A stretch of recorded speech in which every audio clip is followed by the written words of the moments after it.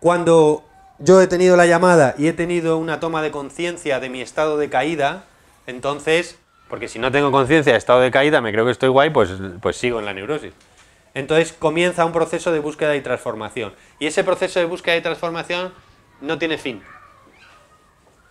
Yo me acuerdo que le pregunté a Jodorowsky, es que yo ya he vivido como dos fases diferentes donde se me ha caído un mapa y ha nacido otro, se me ha caído un mapa y ha nacido otro, y yo creía que los dos eran definitivos. ¿Cuántos más hay? Y me dijo, no se acaban. ¿Quién te dijo que se llegaba a un sitio? Siempre hay más. Siempre hay más comprensión, siempre hay más luz, siempre hay más conocimiento, siempre hay más.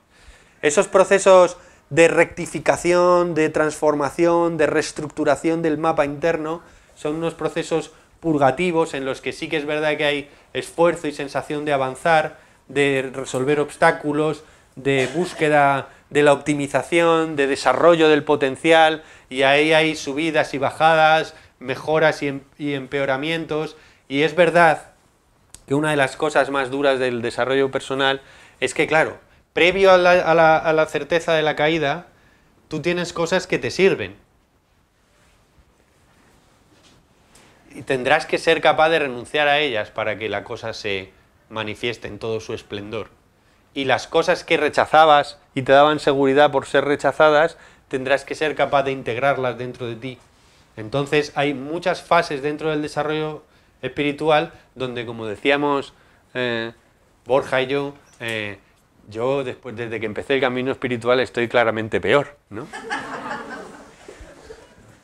Pero son momentos, ¿sí?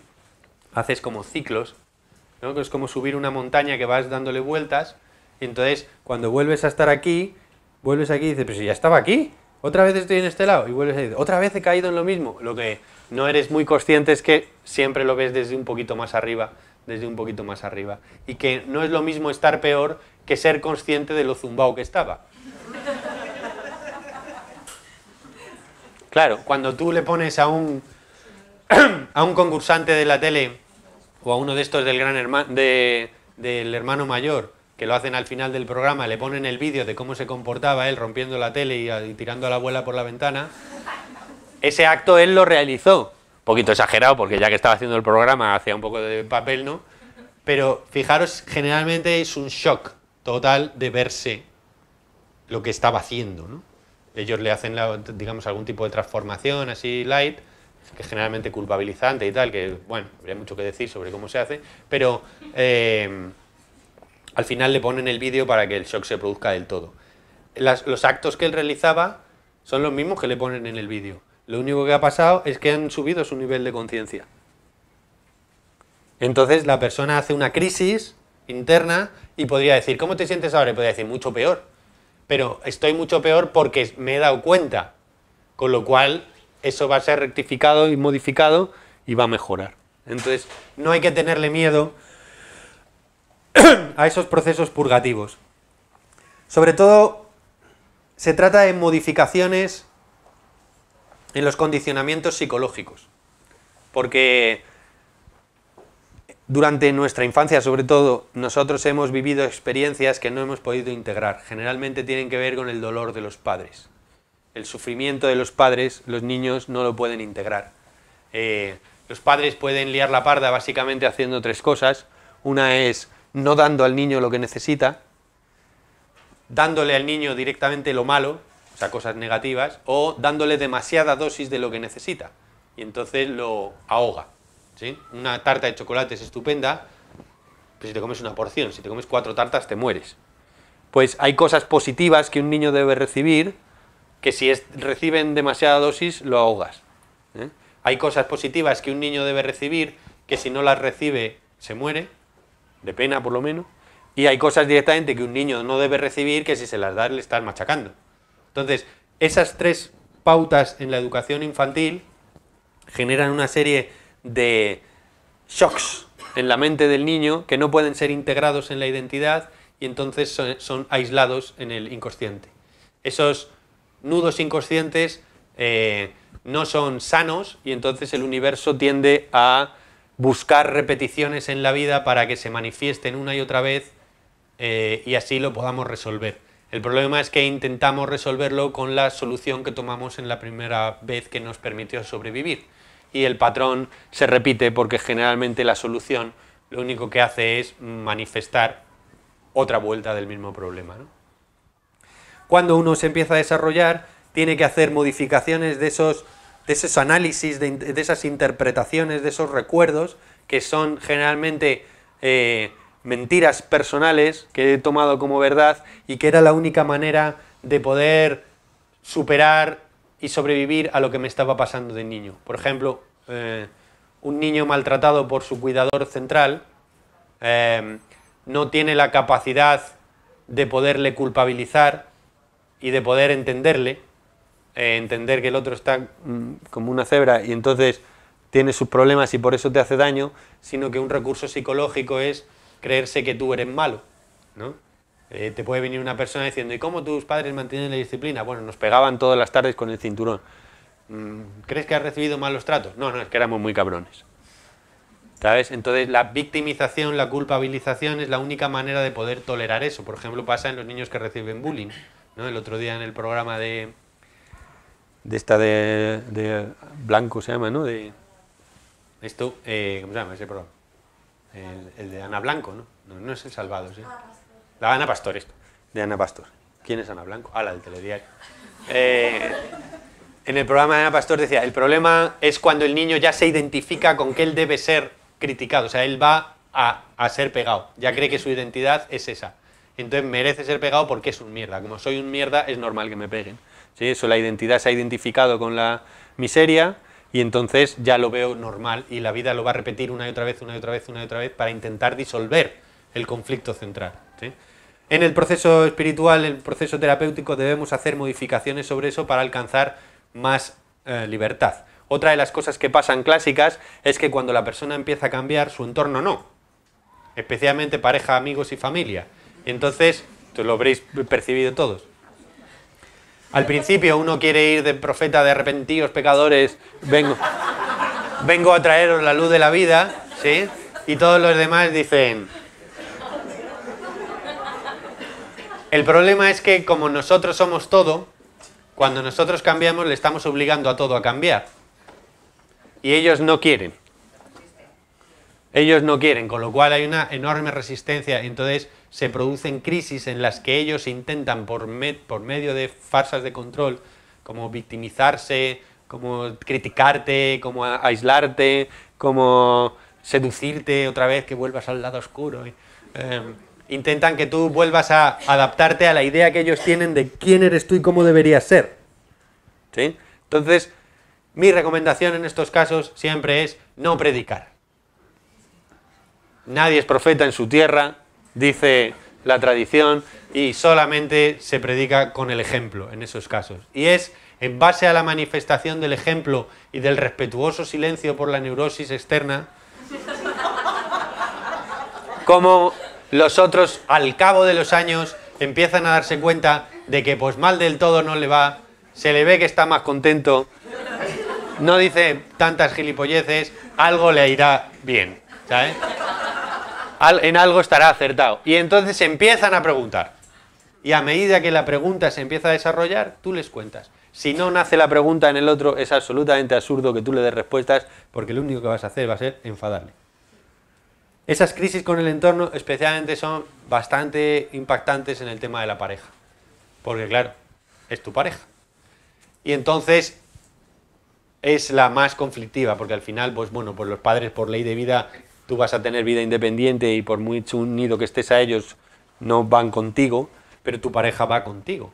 Entonces, sí que, especialmente a las mujeres que estáis más motivadas y metidas en esto por vuestra mayor cercanía a la naturaleza y no tanta cercanía a los procesos mentales masculinos, y porque las mujeres no tenéis tanta necesidad de ser competentes, no competitivas sino competentes, porque el hombre requiere para su autoestima de ser competente, de valer para, vale para.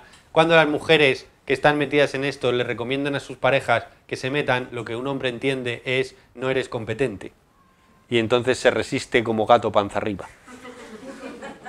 Aunque la mujer esté intentando con todo el amor del mundo llevarle hacia sus descubrimientos, pero el hombre esto lo interpreta como a mí me vas a contar tú de qué.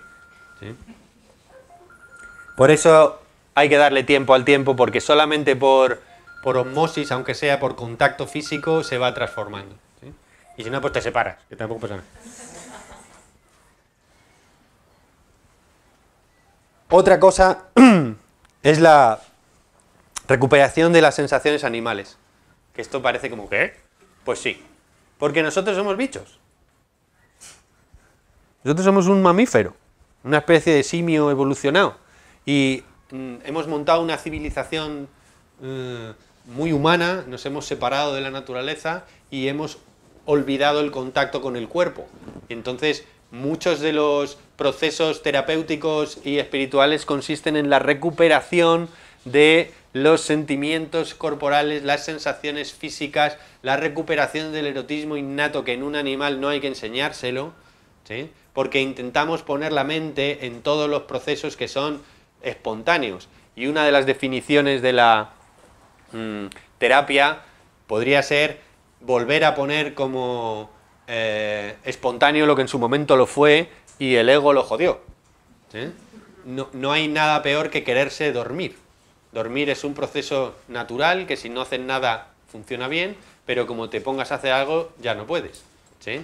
Lo mismo con todos los procesos naturales tipo hacer la digestión, dormirse, excitarse, Uno debe volver o uno puede volver a confiar en su cuerpo, en su animalidad, y esto, por ejemplo, las grandes sustancias chamánicas clásicas lo recuperan porque al tener como funcionamiento neurológico lo que se llama el cierre de la red neuronal por defecto, que es básicamente el ego, es decir, inhabilitan el ego, o sea, no funciona, y entonces uno nota lo que es y vuelve a recuperar sus sensaciones corporales, su cuerpo físico, vuelve a ser bicho, vuelve a mirar como bicho, a escuchar como bicho, a sentir como bicho, a desear como bicho, y es que el bicho estaba ahí antes también.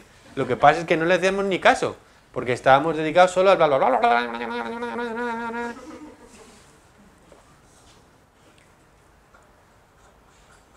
Sobre todo lo que hay es una reestructuración de la identidad.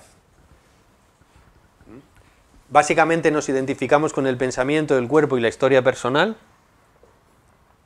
Esa identificación se elimina, dejas de identificarte con el pensamiento, aunque el pensamiento siga funcionando, dejas de identificarte con el cuerpo imaginario, o sea, con que no es que no te identifiques con el cuerpo animal, sino que dejas de pensar en que eres un cuerpo.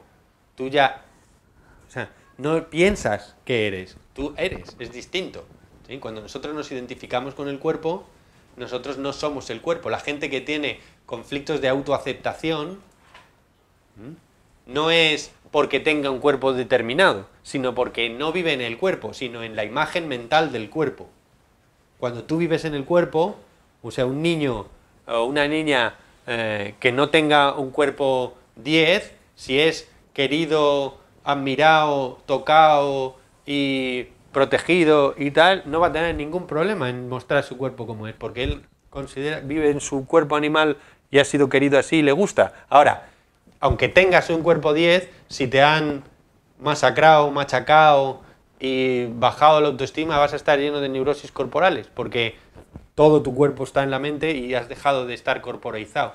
Entonces, la pérdida de la identificación con el pensamiento y la pérdida de la identificación con el cuerpo imaginario hace que se modifique la idea del yo. Y uno pasa de creerse que es básicamente la historia personal que te cuentas de, dado que me ha pasado esto, me ha pasado esto, me ha pasado esto y me ha pasado esto, se deduce que soy esto, ¿sí? Y si esto no me gusta, entonces la tenemos liada, sino que pasas a sentir que tú eres lo que sucede. Como un niño, como un animal, como un iluminado. Tú eres tu vida, porque cuando tú te mueres, se va todo. ¿Cómo sabes que esto sigue después de que tú no estés? Esto surgió cuando tú llegaste. Y esto se va cuando tú te vas. Porque esto es el universo. El poema para uno. El universo, tú, uno, el único. Que es todo. Cuando tú dices que esa vela es, o que esa vela está, que en inglés es el mismo verbo, en español diferenciamos, pero en realidad esa vela es por sí misma, o esa vela necesita de que tú le pongas el ser para que ella sea. Las cosas son porque el ser se lo pones tú. Todas las cosas son porque tú le pones el ser, de lo cual se deduce que tú eres todas las cosas. O que todas las cosas son porque están en ti. Porque eres tú quien permite que eso suceda. Eres tú quien percibe que las cosas. Cuando tú percibes, tú le das el ser a las cosas. Tú estás continuamente haciendo un acto de creación. Inconsciente, pero de creación. Tú haces que las cosas sean porque tú eres el ser. El mismo ser de todos los demás. No es que tú especialmente. Luego pasan cosas ya más, a veces problemáticas, ¿no? Lo que podríamos llamar como depuración de contenidos infernales, esto es un poco feo, pero bueno, son como incrementos de psicopatologías, porque en presencia de la luz o en presencia del amor, todo lo contrario va a surgir para ser sanado, y hay veces que las cosas que salen son muy desagradables. ¿Eso quiere decir que van a ser devastadoras? No. Como cuento siempre, uno cree que cuando les vean lo suyo, cuando se dé cuenta de lo suyo, uno siempre se cree que lo suyo va a ser la hostia y que va a tener ahí una especie de devastación psicológica cuando vea su verdad oscura y no sé qué, y al final pues hace y poco más, ¿sabes? Se integra y se va. Pero es verdad que vamos a tener que vivir las cosas de las que probablemente llevábamos huyendo siempre.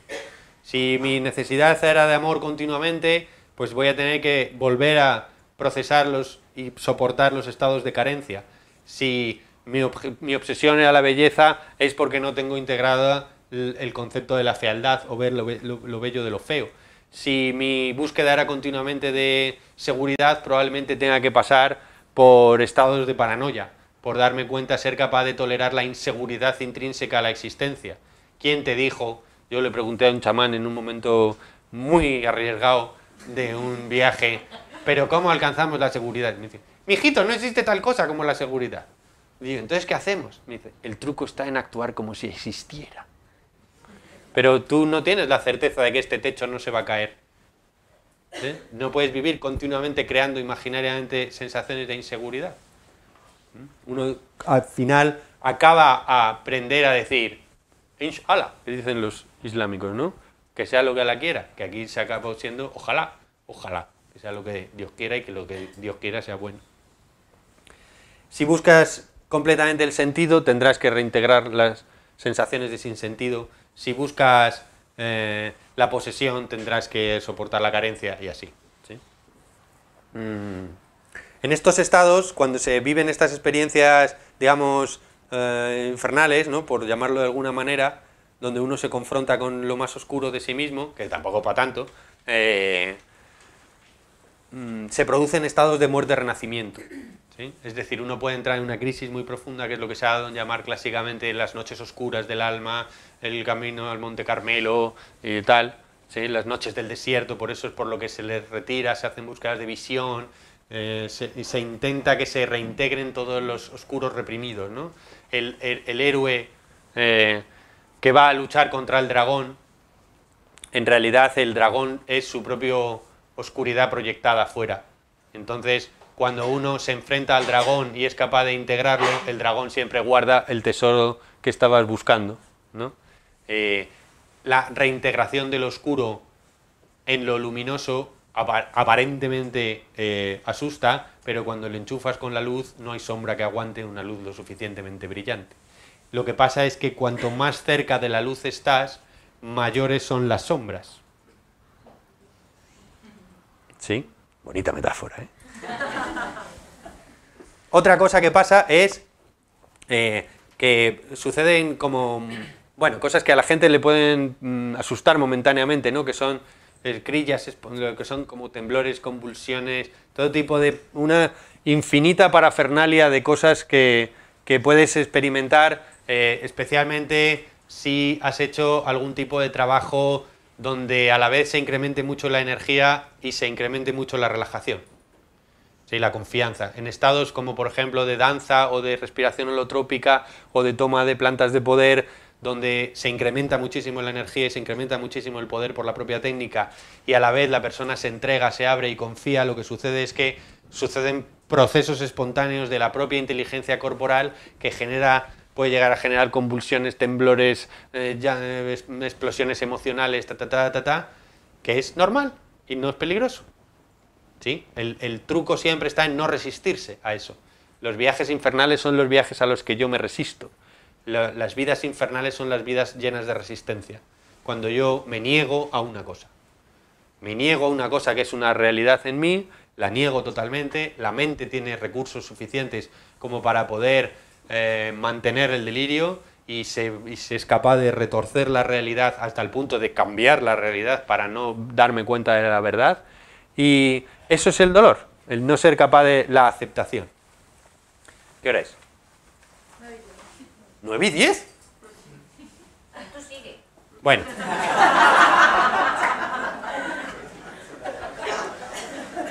Bueno, esto no lo vamos a decir. Y vamos un poco a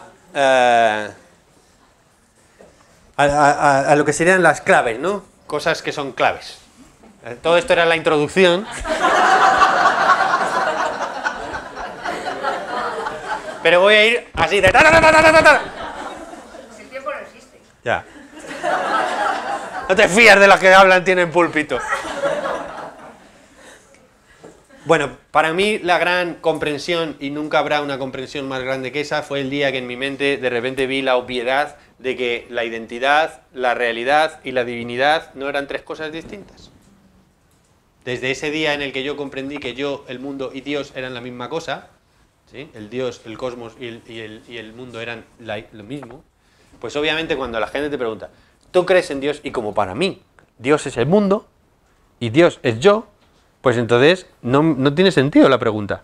Es como si me preguntan, ¿tú crees en el mundo? Entonces, pues yo no tengo que creer, yo lo veo. ¿Sabes? Pues Dios, yo y el mundo es la misma cosa. Esta comprensión, que en realidad es la famosa Trinidad, ¿no?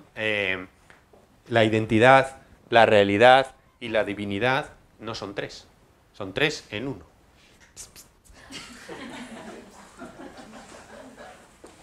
Y entonces todas las bisagras funcionan. Porque ya van solas. Hay que darse cuenta de que nosotros somos un bicho también. O sea, somos un espíritu divino, pero además somos un bicho. Y entonces, como bicho, nosotros tenemos como 7 imperativos. Imperativos quiere decir que por cojones. ¿Sí? Es verdad que en estados supremos de esto, no sé qué tal, pues no son tan imperativos. Pero son necesarios. Esos 7 imperativos son sobrevivir. Obviamente son tendencias que nosotros por sobrevivir vamos a hacer cualquier cosa, ¿no? No hay más que ver cómo se ponen los del Gran Hermano cuando les quitan la comida. Comunicarnos es una necesidad imperativa de un bicho como nosotros, que somos monos de grupo. ¿Sí? Perpetuarnos, esto no quiere decir solo tener niños, sino dejar un legado, es decir, tener la sensación de que hacemos algo más allá de nosotros o para que nos trascienda. Aprender es una necesidad básica. Cuando uno deja de querer aprender, se está empezando a morir. Superarse a sí mismo, es decir, ser cada día mejor que ayer o estar cada día menos angustiado, y esta es la búsqueda que mueve el mundo, ¿no? La búsqueda de la mejora continuada, y es un imperativo de ser humano. Es decir, todo humano sano es capaz de sobrevivir, comunicarse, perpetuarse, aprender, superarse y por último, trascenderse, que es cuando entra lo espiritual. ¿Cuál es la recompensa de satisfacer esos 7 principios? Pues que las partes animales, las partes emocionales están felices y las partes espirituales, las partes mentales están felices. Luego la satisfacción de los principios de lo intrínsecamente humano es la felicidad. Un perro es feliz siendo un perro. Una garrapata es feliz siendo una garrapata. Porque es la felicidad, como decía Jodorowsky, es ser lo que uno es verdaderamente. Y eso es ser feliz. No hay que complicarse mucho la vida. Es hacer lo que tienes que hacer, vivir tu vida en el sentido de ser realmente un humano. Clave del camino es la aceptación de tu realidad. sobre todo la aceptación de tus estados emocionales. A veces también de tus estados mentales, pero los estados mentales solemos aceptarlos más que los estados emocionales. Le tenemos pánico al sentimiento. Pánico. ¿Por qué? Porque cuando el sentimiento toma el poder, es soberano sobre el pensamiento. Y porque el pensamiento vive en el delirio de querer controlar el sentimiento y tienen cerebros diferentes y funcionan por mecanismos diferentes. Y el más profundo, que es el sentimiento, es prioritario sobre el pensamiento. Luego, el pensamiento no puede controlar el sentimiento. Y el sentimiento no se puede decidir. El precio por modificar el sentimiento es la locura. Y los sentimientos se curan sintiéndolos.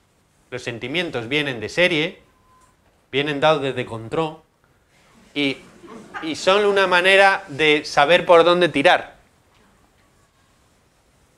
Entonces, la aceptación profunda de lo que yo estoy sintiendo no quiere decir que yo me refocile onanísticamente en mi dolor, sino que soy capaz de permitir que suceda, dejar que me atraviese, expresarlo de la manera más moderada, contenida y adecuada posible y sacar la enseñanza a esa emoción. Pero eso implica el ser capaz de aceptar la responsabilidad de esos estados emocionales y darles la bienvenida como una cosa nueva, no luchar contra ellos, no querer que no estén, no pelearse con ellos. Cuando los chamanes dan plantas de poder, insisten mucho en dos cosas: respira, porque respirar es sentir, y entre otras cosas, y acepta.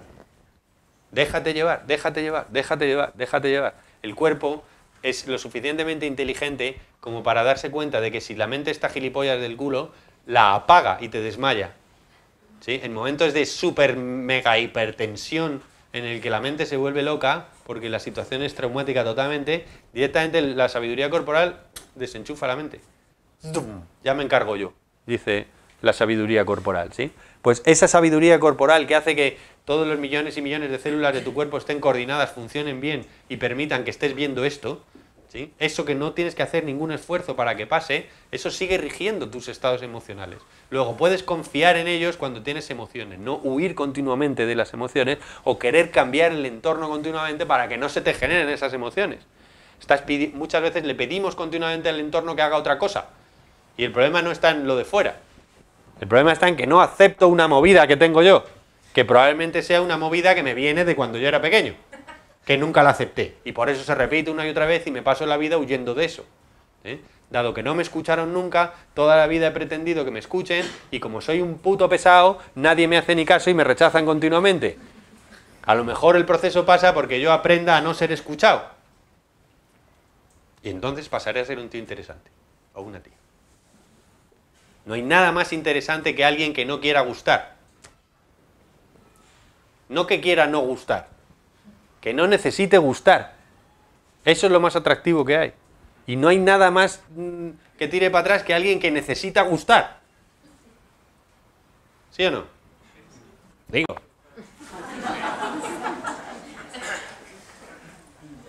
Un truco, otra clave del desarrollo personal, esta es de quinto de Nahual, o sea... Es lo que se ha dado en llamar, bueno, clásicamente es el Wu Wei, ¿no? Según los chinos, o sería como la acción no intencionada. Es una gran maestría, la acción no intencionada. Consiste básicamente en hacer las cosas por hacer las cosas, sin la finalidad final, ¿sí? Si tú estás dando una conferencia, das la conferencia por dar la conferencia. Mientras estás dando la conferencia, dar la conferencia por el acto de dar la conferencia, no porque quieras conseguir objetivos con respecto a la conferencia, ¿sí? La búsqueda de objetivos es inversamente proporcional al éxito de la acción, ¿sí? Cuando tú ves un humorista que está contando un monólogo que no le hace gracia a nadie, ¿sí? Y él quiere hacer gracia, a partir de ahí empieza a ser el horror para todo el mundo. A nadie le hace gracia nada, él se empieza a angustiar más, ¿sí? Cuando si se centrara solo en contar el chiste sin objetivo, probablemente estaría mucho más gracioso, ¿sí? La acción sin intención no genera karma.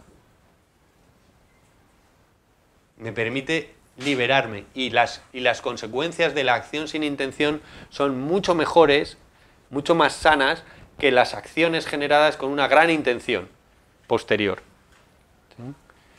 El problema es que estamos en una manera de funcionar mercantilista, patatán, cuyo fin es siempre la consecución de un objetivo posterior. Y entonces hemos dejado de hacer por hacer y sin embargo lo buscamos continuamente.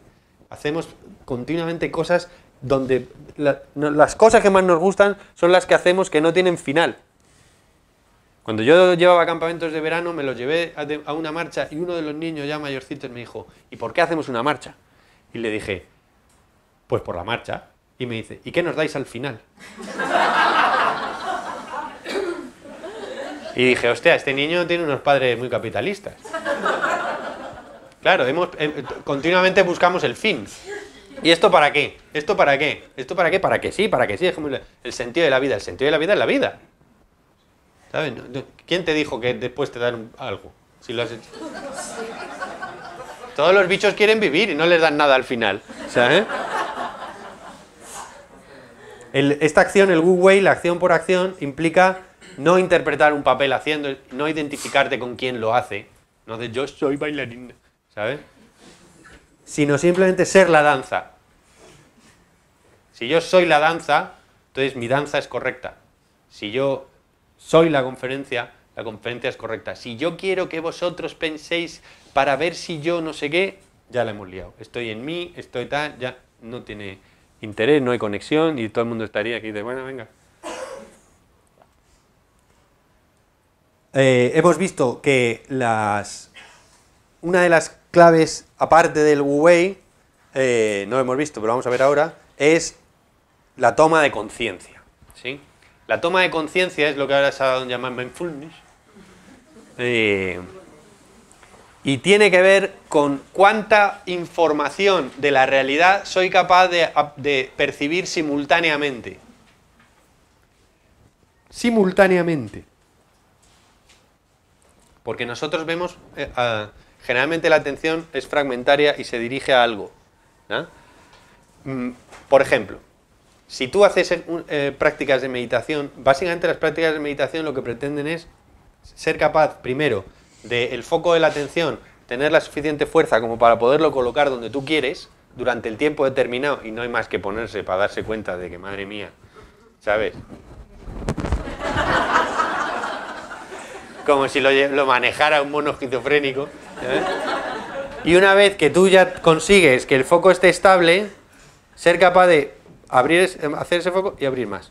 Entonces, sin perder el otro, abrir ese foco y abrir más, y abrir más, y abrir más, y abrir más. Entonces tú puedes empezar meditando sobre la respiración, con la atención puesta en la respiración, después pasas a la conciencia corporal y pasas a hacer vipassana, ¿no? Que se llama, que es conciencia del cuerpo, simultáneamente sin perder la respiración. Después pasas a ser consciente del pensamiento, de las emociones, después pasas a ser consciente del cuerpo, de la respiración, de las emociones, después de los pensamientos. Primero tienes que ser capaz de poner el foco en los pensamientos, de poner el foco en la respiración, de poner el foco en el cuerpo, de poner el foco en las emociones, de poner el foco en el sonido exterior, de poner el foco en la visión. ¿Sí? Pero la práctica llega un momento en que es poner el foco en la respiración y en el cuerpo y en la visión externa y en la visión interna y en los pensamientos y en la emoción sin elegir. Y entonces tú estás unificando la experiencia. Cuando tú unificas la experiencia, no hay acción, no hay voluntad en la acción, sino que la acción se desarrolla sola. Y tú no te identificas con alguien que hace eso, sino que eso es lo que tú eres. Entonces, simultáneamente la atención es capaz de percibir lo interno y lo externo a la vez. Y ahí, si soy capaz de mantener, gracias a la práctica de mi energía personal y patatín patatán, suficientemente tiempo esa experiencia se estabiliza. Es decir, igual que tú te costó mucho aprender a conducir hasta que la experiencia de conducir se estabiliza y pasa a ser subconsciente, tú puedes llegar a tener una percepción de la realidad simultánea, sin mindfulness total, y eso se estabiliza. Entonces, el mecanismo nervioso, nuestro sistema perceptivo, lo mantiene de manera estable, más o menos. Hasta que alguien te dice algo que te perturba. Pero si estás tranquilito, y nadie te mueve, y estás quieto, quieto, quieto, a lo mejor que se aguantan 2 segundos y medio.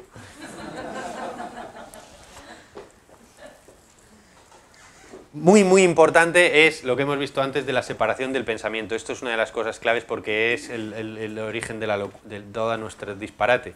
Nosotros no somos un pensamiento, no somos una idea y no somos el pensamiento. El pensamiento puede decir misa, ¿sí? ¿Por qué le haces tanto caso al pensamiento? Si tú vas en un vagón de tren y aparece un maromo que te pone y piensa el pensamiento, me lo como contra la pared, y eres capaz de decir no, porque eres una chica razonable y sabes dónde estás, ¿eh? ¿Por qué otros pensamientos que dicen, eres una puta mierda, todos se ríen de ti, le haces caso?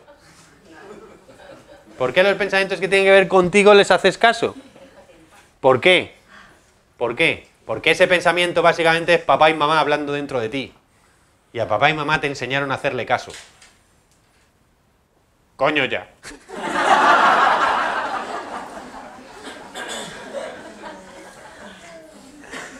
Otra cosa clave, y ya vamos terminando, es la alineación con los valores éticos. Esto suena a curilla. Pero se ha dado en llamar en la tradición cristiana, hijos míos, la virtud. Que a mí siempre me ha sonado a tía virgen, ¿sabes? La virtud. Probablemente tendrá el mismo origen. Bueno.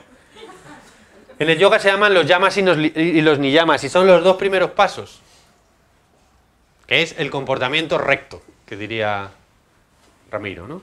Es ser capaz de adecuarse a unas leyes innatas que tiene la ética, que existen más allá del mundo, como existe la ley de la gravedad, la teoría de la relatividad y los principios no sé qué, que son el bien, la bondad, la belleza, la justicia y la verdad. Esos principios estructurales que se ven en el mundo, pero que no son del mundo, sino que pertenecen al intelecto del ser, ¿sí? Pertenecen a la esencia del ser, son las piezas del ser, igual que el mundo está hecho de leyes físicas que no vemos, el corazón humano está hecho de leyes éticas que no percibimos. Nos las han contado todo el rato. Lo contrario de las leyes éticas en la tradición cristiana se llamaban los pecados capitales, ¿sí? Que son los estados del eneagrama, que son neurosis de personalidad. ¿Cuándo? Dice, ¿por qué? ¿Porque hay que ser bueno para tener el cielo? No. Porque simplemente cuando uno se alinea con los principios éticos, con los yamas y los niyamas, y es cada día más verdad, cada día más bueno, cada día más justo, cada día más ve más la verdad y la belleza y tatatín patatán, entonces el veredicto que nosotros tenemos de que eso lo estamos satisfaciendo se llama el estado de ánimo. El estado de ánimo que tenemos es el resultado de la alineación con esos principios. Por eso te pueden estar haciendo lo que sea, que si tú estás alineado con esos principios, sigues estando bien anímicamente. Te pueden estar jodiendo la vida, ¿sí? Torturándote en una cárcel, pero si tú eres Mandela y eres... estás alineado con el bien, la ética, la bondad, la justicia, da igual lo que te hagan, tu estado anímico es perfecto. Porque tú tienes la conciencia tranquila, ¿no? Que dirían las abuelas. Y es que esto es importante y está súper mal visto ahora, porque ahora se lleva a lo contrario. Ahora se lleva a ser un cabrón. Tenemos miles de programas donde se fomenta continuamente a la gente, cuanto más perversa, más hija puta, mejor. Donde hay más crítica, más daño, más no sé qué. La presentación de personajes siempre es sobre trastornos narcisistas, ¿sabes? Porque yo, ¿me entiendes? Soy el que... Dices, madre mía, claro. ¿Por qué? Pues porque saben que ese tipo de personalidades son las que más juego dan cuando se desmontan. Para que haya vidilla y haya audiencia. Pero es el no cumplir los yamas y los niyamas no es para tener después un infierno, que podríamos hablar de eso, sino porque tu estado anímico de fondo depende de cuánto de alineado estás a eso. Y eso es muy importante. Como a veces no podemos, porque los patrones inconscientes de la infancia, no sé qué, no sé cuánto, no nos dejan estar en esos estados. Si alguien que es muy agresivo, pues es porque tiene mucho miedo. Alguien que es muy avaricioso es porque tiene muchas carencias. Alguien que es muy narcisista es porque tiene un trastorno de inferioridad. Alguien que es muy soberbio es porque en el fondo se cree que es una mierda. ¿Entiendes? La gente que está bien alineada es normal, tranquila, humilde, pim, pim, pim, pim, pim. Luego, si quieres un buen veredicto anímico, lo mejor es que cumplas las leyes éticas que están muy mal vistas.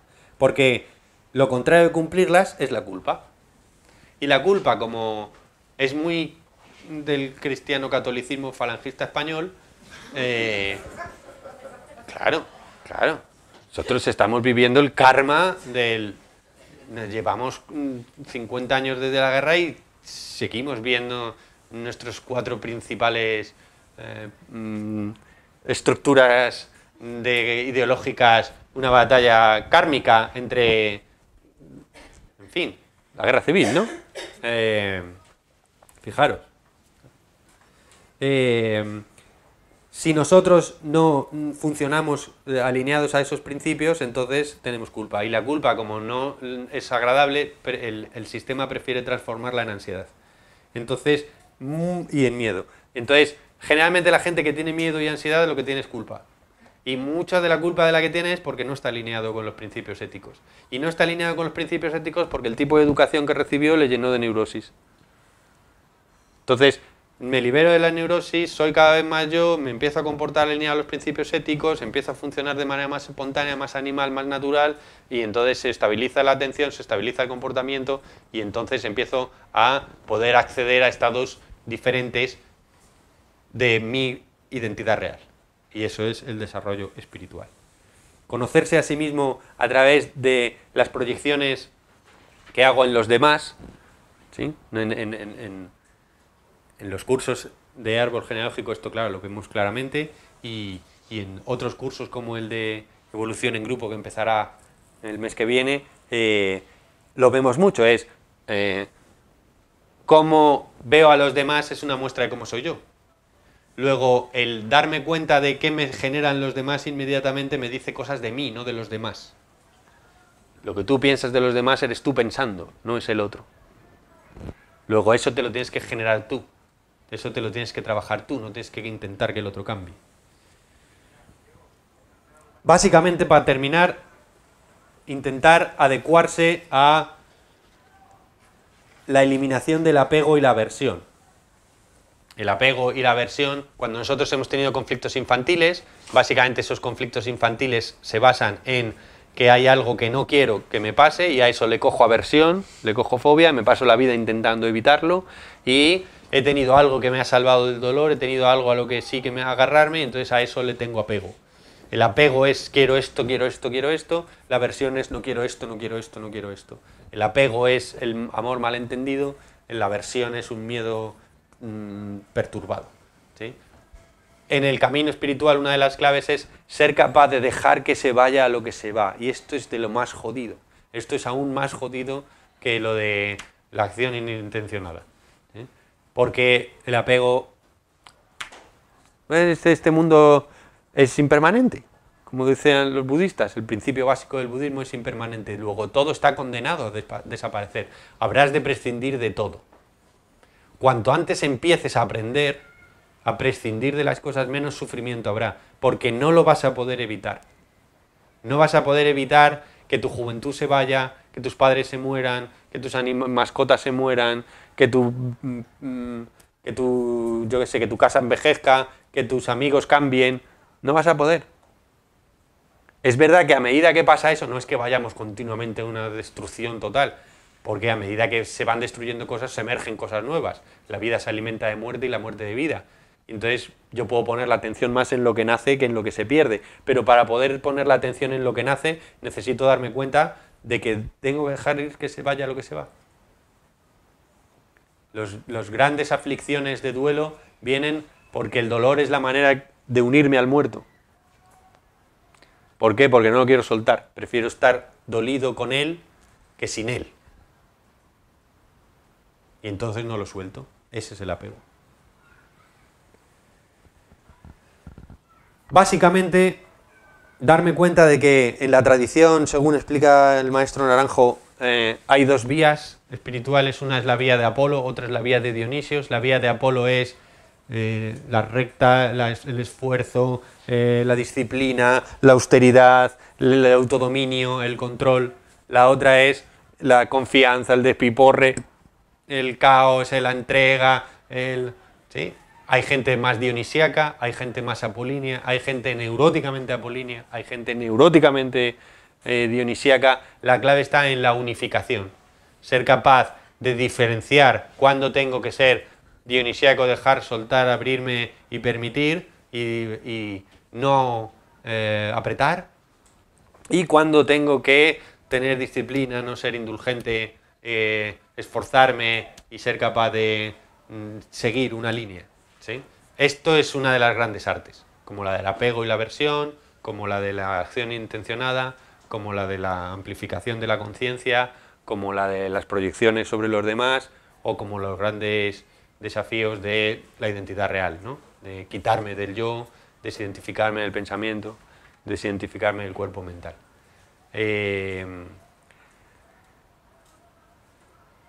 Al final siempre amanece. Quiero decir, si no haces nada, te vas a nafrar igual, que decimos nosotros. Es que a lo mejor tardas más años o tardas más vidas, pero el evolucionar hacia eso es una corriente innata de la realidad. O sea, la realidad va a más integración, va a más conciencia, ¿sí? Eso es intrínseco a la vida. Entonces lo más fácil es que nosotros juguemos a favor de esa corriente. Y que nos alineemos con esa corriente y que utilicemos las claves del desarrollo psicoespiritual para poder surfear en esta cosa inexplicable, inimaginable que es el estar vivo, que es una cosa que no se puede entender. Lo podemos intentar explicar, pero siempre van a ser pequeñas redes que intentan captar un océano inexplicable. Nosotros nunca podremos llegar a tener un mapa lo suficientemente grande en la mente como para poder explicar la realidad, porque la realidad es tan enorme que necesitaríamos un mapa tan grande como la propia realidad. Luego, nuestro mejor mapa es la realidad. Y para que nuestro mapa sea la realidad, necesitamos estar en un estado de contemplación. Y el estado de contemplación es fruto de la no identidad egoica, del no apego, de la no aversión, de la mindfulness, de ¿sí? Entonces, así es como se llega a un estado de salud psíquica y así es como se llega a un estado espiritual que, a medida que te vas dando cuenta, que vas siendo consciente de que está, la gran sorpresa que tenía guardado, la gran broma divina, es que ese estado estuvo siempre. Desde el principio de tu tiempo, siempre ese estado ha estado. No es un sitio al que te llegas, es un sitio que se desvela como original. Es como estar llamando a tu compañía de teléfono para ver si te dicen dónde está el teléfono. O buscar las gafas con las gafas puestas. La mayor parte de las veces que buscamos, cuando cedemos a no encontrar, aparecen las cosas, ¿sí o no? Y de, bueno, pues ya la verdad, coño. Luego, satisfaced vuestra naturaleza, cumplid con vuestro deber humano, vivid en el presente y olvidaros de la historia personal y no os deis tanta importancia porque sois mucho más grandes que la idea que tenéis de vosotros.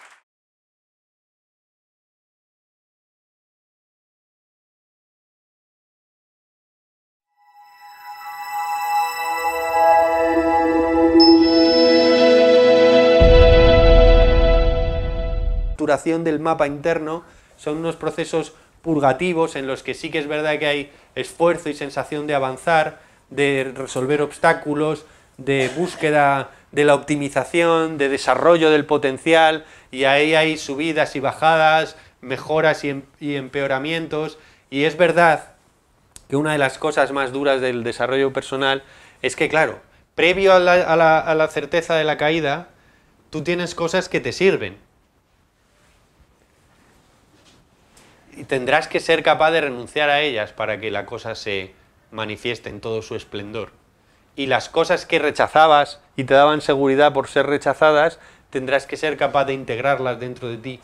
Entonces hay muchas fases dentro del desarrollo espiritual donde, como decíamos Borja y yo después, desde que empecé el camino espiritual, estoy claramente peor, ¿no? Pero son momentos, ¿sí? Haces como ciclos, ¿no? Que es como subir una montaña que vas dándole vueltas, y entonces cuando vuelves a estar aquí, vuelves aquí y dices, pero si ya...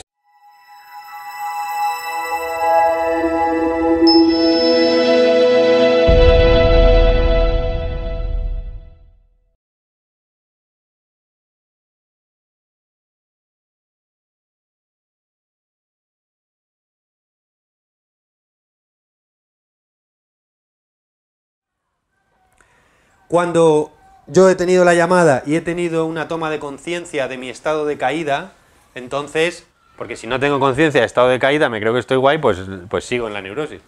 Entonces comienza un proceso de búsqueda y transformación. Y ese proceso de búsqueda y transformación no tiene fin. Yo me acuerdo que le pregunté a Jodorowsky, es que yo ya he vivido como dos fases diferentes donde se me ha caído un mapa y ha nacido otro, se me ha caído un mapa y ha nacido otro, y yo creía que los dos eran definitivos. ¿Cuántos más hay? Y me dijo, no se acaban. ¿Quién te dijo que se llegaba a un sitio? Siempre hay más. Siempre hay más comprensión, siempre hay más luz, siempre hay más conocimiento, siempre hay más. Esos procesos de rectificación, de transformación, de reestructuración... Estaba aquí. Otra vez estoy en este lado y vuelves a decir, otra vez he caído en lo mismo. Lo que no eres muy consciente es que siempre lo ves desde un poquito más arriba, desde un poquito más arriba. Y que no es lo mismo estar peor que ser consciente de lo zumbao que estaba. Claro, cuando tú le pones a un concursante de la tele o a uno de estos del gran del hermano mayor, que lo hacen al final del programa, le ponen el vídeo de cómo se comportaba él rompiendo la tele y tirando a la abuela por la ventana, ese acto él lo realizó. Un poquito exagerado, porque ya que estaba haciendo el programa hacía un poco de papel, ¿no? Pero fijaros, generalmente es un shock total de verse lo que estaba haciendo, ¿no? Ellos le hacen, digamos, algún tipo de transformación así light, que es generalmente culpabilizante y tal, que, bueno, habría mucho que decir sobre cómo se hace, pero... al final le ponen el vídeo para que el shock se produzca del todo. Los actos que él realizaba son los mismos que le ponen en el vídeo. Lo único que ha pasado es que han subido su nivel de conciencia. Entonces la persona hace una crisis interna y se muere, de pena por lo menos, y hay cosas directamente que un niño no debe recibir que si se las da le están machacando. Entonces, esas tres pautas en la educación infantil generan una serie de shocks en la mente del niño que no pueden ser integrados en la identidad y entonces son aislados en el inconsciente. Esos nudos inconscientes no son sanos y entonces el universo tiende a buscar repeticiones en la vida para que se manifiesten una y otra vez y así lo podamos resolver. El problema es que intentamos resolverlo con la solución que tomamos en la primera vez que nos permitió sobrevivir. Y el patrón se repite porque generalmente la solución lo único que hace es manifestar otra vuelta del mismo problema, ¿no? Cuando uno se empieza a desarrollar, tiene que hacer modificaciones de esos análisis, de esas interpretaciones, de esos recuerdos, que son generalmente mentiras personales que he tomado como verdad y que era la única manera de poder superar y sobrevivir a lo que me estaba pasando. Es decir, ¿cómo te sientes ahora? Y podría decir, mucho peor. Pero estoy mucho peor porque me he dado cuenta. Con lo cual, eso va a ser rectificado y modificado y va a mejorar. Entonces, no hay que tenerle miedo a esos procesos purgativos. Sobre todo, se trata de modificaciones en los condicionamientos psicológicos. Porque durante nuestra infancia, sobre todo, nosotros hemos vivido experiencias que no hemos podido integrar. Generalmente tienen que ver con el dolor de los padres. El sufrimiento de los padres, los niños no lo pueden integrar. Los padres pueden liar la parda básicamente haciendo tres cosas. Una es no dando al niño lo que necesita. dándole al niño directamente lo malo, o sea, cosas negativas, o dándole demasiada dosis de lo que necesita, y entonces lo ahoga, ¿sí? Una tarta de chocolate es estupenda, pero si te comes una porción, si te comes 4 tartas te mueres. Pues hay cosas positivas que un niño debe recibir, que si reciben demasiada dosis lo ahogas, ¿eh? Hay cosas positivas que un niño debe recibir, que si no las